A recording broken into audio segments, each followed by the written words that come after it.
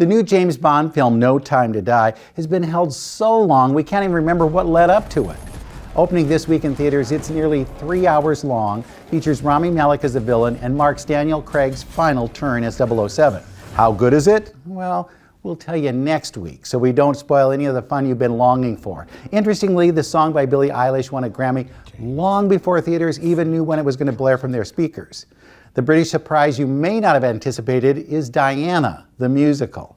Hitting theaters and Netflix before it even premieres on Broadway, the musical starts with paparazzi attacking her, and it doesn't let up. It's like a gossip column set to a heart-thumping beat. The story of the late Princess of Wales is filled with so many lurid moments that sell books, but don't quite get at the heart of the woman. Directed by Christopher Ashley, Diana is a lot like his hit musical Come From Away. It plays out on a theater stage, features a restless chorus, and has actors playing multiple roles.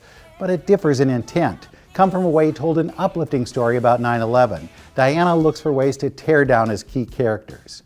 While Gina de Waal looks right for the role, her Diana is just as guilty of calculating behavior as Camilla Parker Bowles, her successor as Prince Charles' wife. Like a scene from Amadeus, Erin Davies' Camilla tries to work both sides of the royal relationship. She tries to befriend Diana, then advise Charles. We know her endgame, but was it really this cut and dried?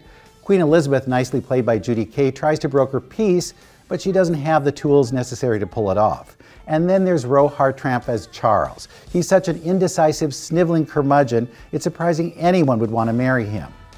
The real fun comes when a shirtless Gareth Keegan shows up as James Hewitt and upsets the family dynamic. Keegan looks like he stepped out of the best little whorehouse in Texas, but he does what others can't, bring life to a lifeless show. There's so much that's off-key in this production, it's amazing its backers will even consider opening it on Broadway. As folks at Netflix know all too well, there's gold to be mined in the British royal family. But if the production isn't up to the Crown standards, well, you might as well pass. Diana the musical shakes things up, but it doesn't even bother stirring. With your movies in a minute, I'm Bruce Miller.